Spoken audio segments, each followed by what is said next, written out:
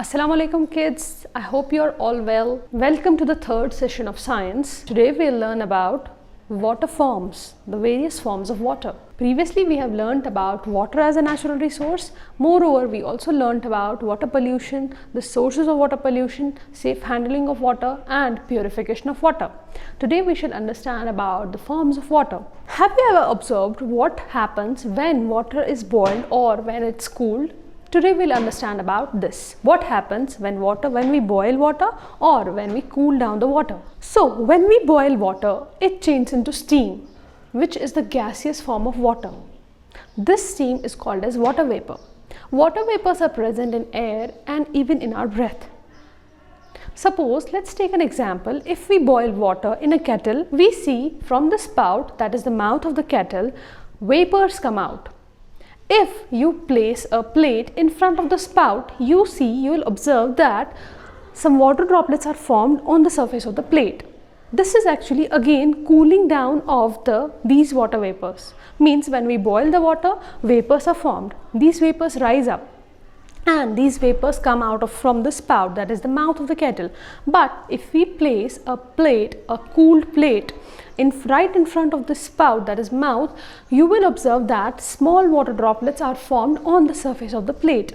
These are actually the water droplets. That means vapors change into again water. This is cooling. First of all, the first step was boiling of the water, means on boiling, water changes into liquid, water changes into vapors, that is water vapors. But on cooling, again these vapors, small water droplets are again formed. Moreover, wet clothes. Have you ever observed how wet clothes dry up or puddles dry up? It is because during summers, what happens? The air present around the wet surface is dry. This wet surface or wet cloth releases the water and it gets absorbed in this dry air. That's why clothes dry up faster as compared to the winter seasons. In summer seasons, clothes or puddles dry up faster than that of the winter season. So, the change of liquid water into water vapor is called as evaporation. On the other hand, change of water vapors back into liquid water is called condensation. So, liquid water into gaseous form, that is water vapor, is called as evaporation, and the reverse of it is called as condensation. These are the two basic processes. It is these two processes that occur in nature and maintain the water balance all over the surface of the earth. Now, what happens when the water is cooled? As I told you, the water vapors, when cooled down, that means we decrease the temperature. What happens? These water vapors, that is the gaseous form, turns back into the liquid water. Means water droplets are again formed. But what happens if you decrease the temperature more? Means we go for negative temperatures, that is -1, -2. What happens to the liquid water? It freezes up. Means liquid water changes into solid. Means ice is formed. So this is the process of freezing. Freezing means freezing is the process of changing liquid water into the solid form, that is ice. So if we lower the temperature, means if we decrease the temperature, the liquid water changes into ice. Now what happens if we place this ice in the room under normal conditions? What happens? This ice melts and again forms liquid water. Means this is the process of melting that changes ice into the liquid water. Freezing was the process where liquid water changed into ice, but opposite to this is the melting process, which is ice again converting into the liquid water. As I already told you, evaporation and condensation, these are the two opposite processes. In evaporation, liquid water changes into water vapor, and in condensation, water vapor changes back into liquid water. These are the two opposite processes. Similarly, freezing and melting, these are again the two processes. In freezing, what happens? Liquid water changes into ice, that is solid form of water, and in melting, solid form of water, that is ice, changes again into the liquid form of water. Now let's learn about water cycle. You might have heard about water cycle. It's also called as hydrological cycle. In nature, it is this water cycle that maintains the water level. It is this cycle that forms rains, clouds, and this comes down and fills in the water bodies. What happens when the sun shines, when it is at its peak? What happens? The water present in the water bodies such as rivers, lakes or ponds, what happens? This water gets heated up and it forms water vapors. These water vapors rise above and goes up high in the sky. What happens over there that these water vapors come in contact with the clouds, with the cold air, and they form the clouds. High above in the air, when the clouds are formed, more and more water evaporates. These clouds get heavier and they form tiny droplets of water. These tiny droplets of water come down to the earth's surface in the form of rain. This rain again gets collected in these water bodies, that is rivers, lakes, ponds, and again the evaporation process starts. So the process of evaporation of water from the water bodies and the formation of clouds high above in the atmosphere, this process goes on, and falling back of this water again to the earth's surface in the form of rain. This entire process is called as water cycle. This means that evaporation of water from the water bodies and condensation and in the atmosphere and falling back of these water droplets in the form of rain, that is precipitation, this forms the water cycle. So it is this water cycle that maintains the water level on the earth's surface. Now let's have a look onto the video where you will understand what water cycle actually is and how it occurs. Condensation and its forms. In this module, you will learn about condensation and its forms. When you open a casserole of hot parathas,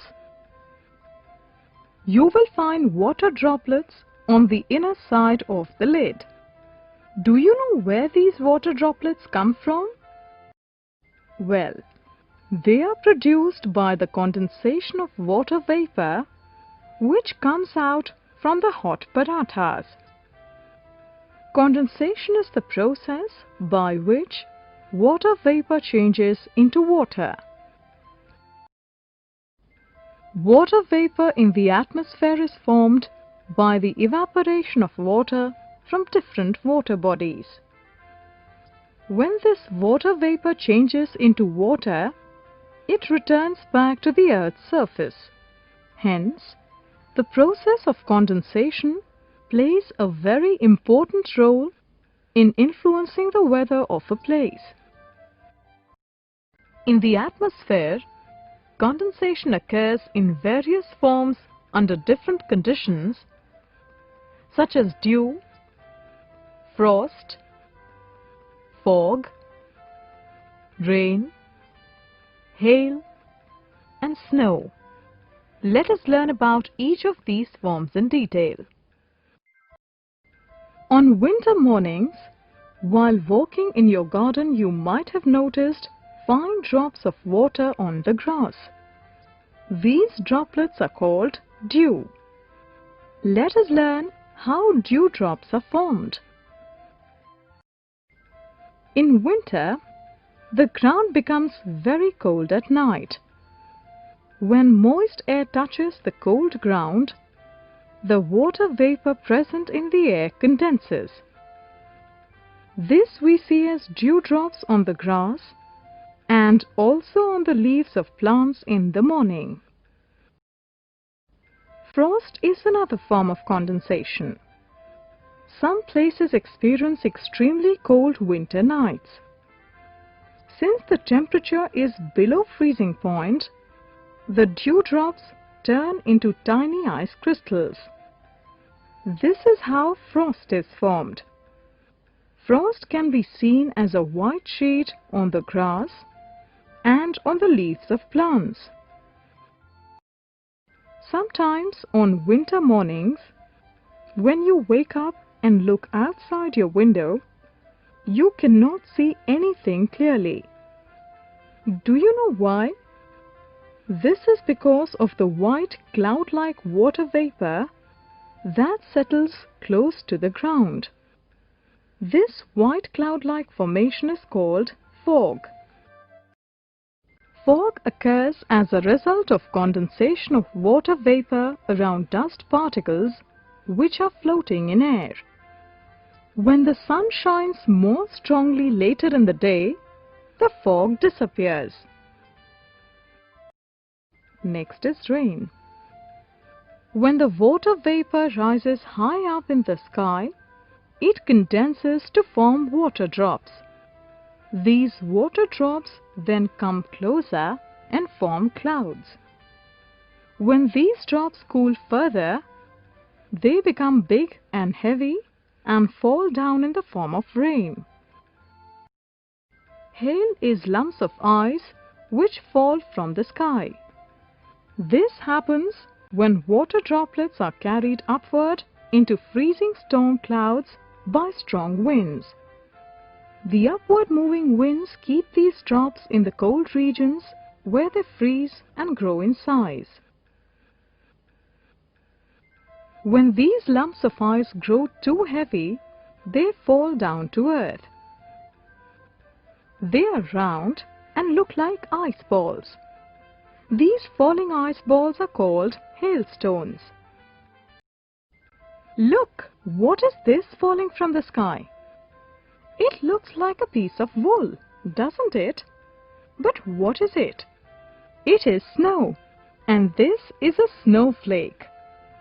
Do you know how it is formed? When water vapor freezes, it forms tiny crystals on dust particles inside very cold clouds. The crystals grow in size and join together. Once they become heavy, they drop down through the clouds. This is called snow. In this module, you've learnt the following. Condensation is the process by which water vapor changes into water. Condensation plays a very important role in influencing the weather of a place. In the atmosphere, condensation occurs in various forms under different conditions, such as dew, frost, fog, rain, hail, and snow. Hope you have understood today's topic very well and you have enjoyed the video as well. This completes our Unit 3. So dear kids, for now I shall take a leave. If you have any queries or questions, you can drop a message on our school official website. So Allah Hafiz, stay blessed.